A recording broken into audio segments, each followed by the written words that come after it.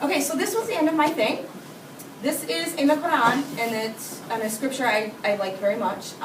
Those who believe in the Quran, and those who follow the Jewish scriptures, and the Christians, and all who believe in God and the last day and to work righteousness, shall have their reward with the Lord, and them shall be no fear, nor shall they grieve.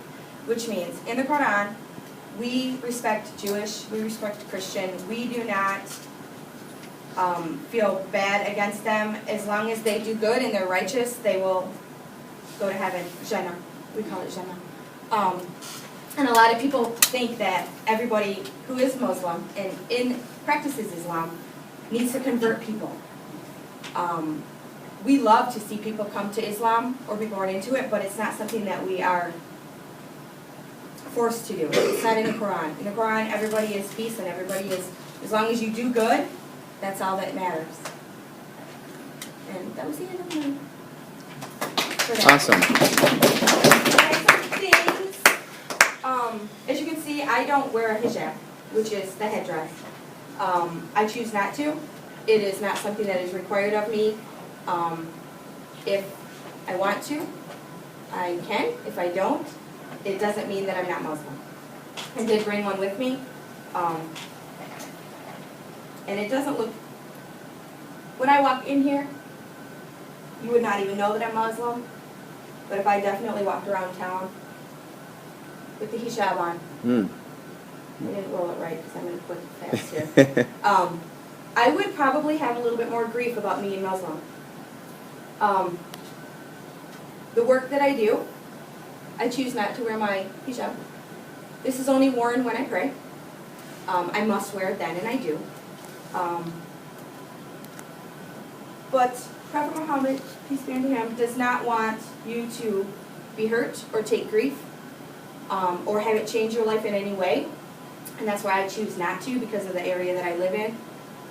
There's no Muslims around here but myself and my husband. I met one more in Traverse City this last month at a Go Global event.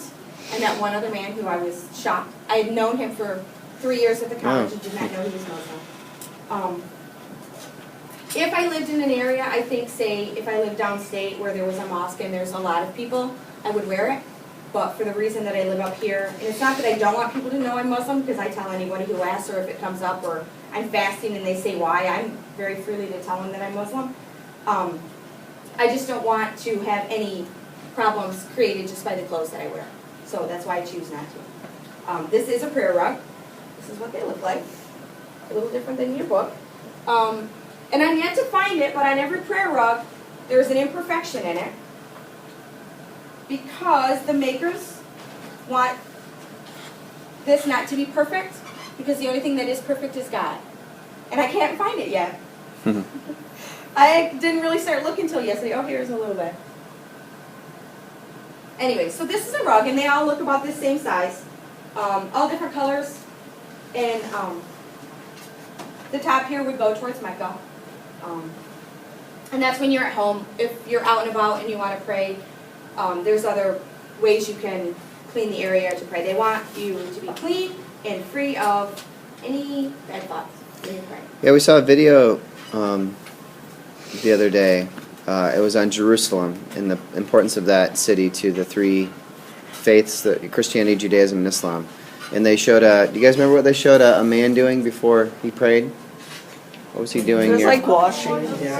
Yeah, doing like a ritual washing, yeah. It's called wudu, and it's basically you clean your hands, your feet, your head, just so that, and they're not saying you have to take a shower every time you pray, but this gives you a little bit of a, it's called ablution, but I don't know how else to say it other than, just gives you a little bit of cleanliness, kind of wakes you up, makes you get focused for your prayer. And that is something you perform before you pray, every time. This is something fun I found last night at 1 in the morning. These are from my husband. I can't tell you what that says because it's Arabic. I don't read or write Arabic, but I can speak it. I can speak Arabic. These are just really neat because, as you saw in the pictures of the Mecca, they're just always goldy, glittery, and I just love it. These are like little sheet metal things. I'm not. They're probably a little bit gold plated, but they're definitely not gold, or they wouldn't be in my house. And we have a couple large ones in my house, and they're prayers. Pretty large, little pictures. They're just pretty. This is my Quran, and the stand that we have around. This one is in English because, like I said, I don't read or write Arabic. I can speak it. Do you guys, have you heard the greeting in Islam? Assalamu alaikum. Salam alaikum. Yeah, very Yeah. good. You said it better than me. Assalam. We say salam alaikum, which the words break down to peace be to you, anyone that you meet. It's kind of like saying hi, but it's more wish you well. We say it a lot. And What's the response to? Did you give me a response when I said yeah, wa alaikum salam. It's Walaikum wa alaikum Walaikum salam? You too. And to you. And to you too. Very good. Good job. It's like E2 in Spanish, right? And you? Yeah. To you? Okay. I don't get to say it much because there's nobody here to say it to. But I have it on my phone message. You know, if you call my phone, you'll get salam alaikum and then my message and peace be to you. But that's it. I'm a little. Natalie actually. Let's see. Ramadan, Natalie practices with us a little bit. She'll fast for some of it. Do you have anything to say? Our house is pretty normal, isn't it? Yeah, we have proofs and A lot of, but those aren't Islam. She gets it confused. My husband is also from Morocco. It's Northern Africa, which is underneath Spain. And so we have a lot of, I have some clothes, but they're not necessarily Islamic clothes because that can be anything. Mhm. But I have clothes from Morocco, I have shoes from Morocco, and I have pretty much my house has got a lot of teapots and poofs, which are leather stools. But those are more of a regional thing for Morocco than it is for Islam. So I didn't bring any of that stuff, but it's a little ethnic looking to her. But in the most part, our house is pretty normal. We don't, we're not too strict, I guess I should say. And that's about all I have. How about questions? I'll try to answer them to the best of my knowledge. And I liked yours. No, it was yours too. Remember, you're the one that asked me. Okay, you want that answer now? yeah. Okay. The reason that I chose to be Muslim, it was actually before I met my husband, who is Muslim. A lot of people think I converted because he is Muslim. I think sometimes he'd rather I wasn't. I'm a little bit more Muslim than he is, and he was born into Islam. I'm like, you should not do that. You can't do that. No, you can't do that. But I started reading online about 11 years ago. Just, I don't know, something caught my eye, kind of looked on more websites, and kind of came a little bit, kind of was easy for me to read. And I understood a lot of it, and I believed a lot of it. I was born Christian. I was baptized Christian. But we were never a practicing family. We never went to church. We didn't, hardly ever. I should say not. We didn't. Very little. A few years in my life I remember going to church. And it's not that it didn't feel right, just when I started reading about Islam and learning about it, it really kind of clicked and I felt good. And so I just kept reading more and more. I actually met my husband before I became Muslim through some sort of an Islam arena, social arena somewhere. I couldn't even tell you where I met him, but he was in Morocco when I met him. I went over there for a month, fell in love with the religion when I was there. It was just, it was peaceful. I felt good. I believed. I always had a hard time understanding Jesus being the Son of God when God doesn't have any children. We are all His children. So to point some one person out, I was always a little confused on it. So in Islam, we say that Jesus was a messenger, and I felt good when I read that.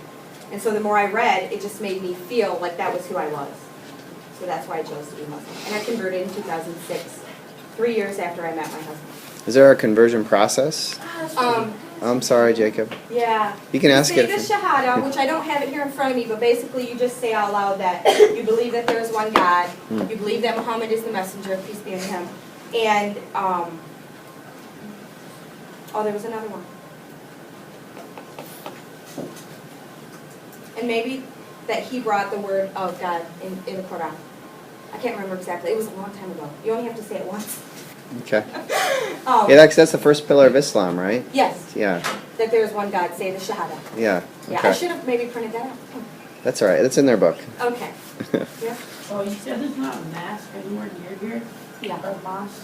So how did you get all that stuff in front of you? Like, where did you get that? This came from Morocco, back with my husband when he visited there. He brought back a couple. This probably came from Morocco too, but you can buy this stuff online. Oh, yeah. You can buy it online. This, I'm not sure where I came across this. The Quran came from a friend of mine who is Muslim in a different state. She sent it to me as a gift. Pretty much anywhere. You can get anything online. You know that.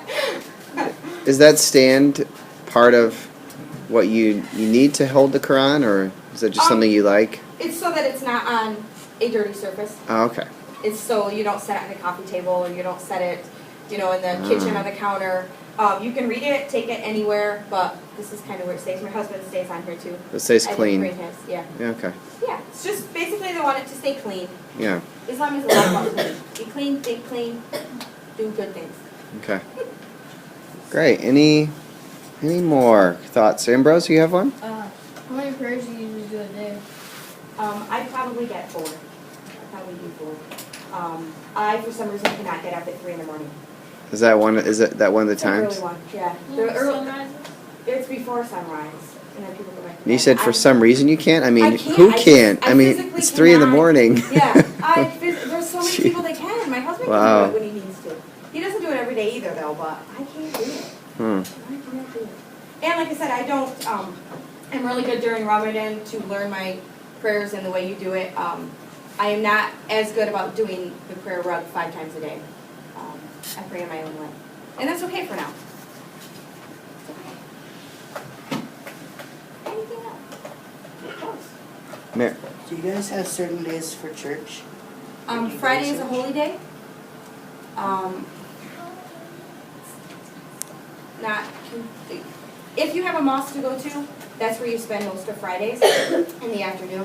We don't have a mosque to go to, so Friday's pretty normal for us.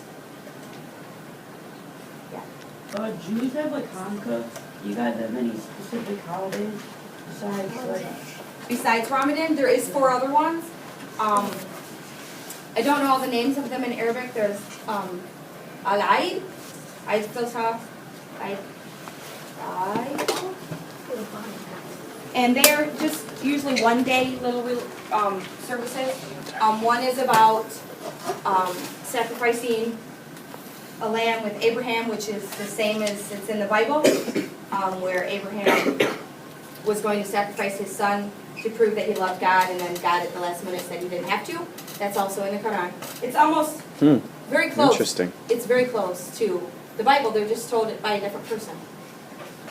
It's an interesting thing for me that the Jewish religion, their scriptures, say pretty much a lot of the same stuff, just told by somebody different.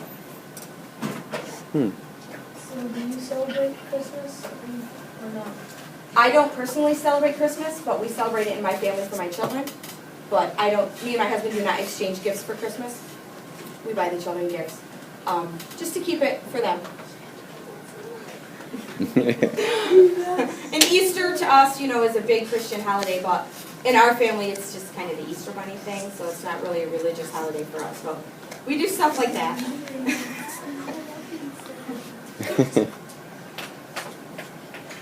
Well, thank you for letting me come in and talk to you. Thank you very much.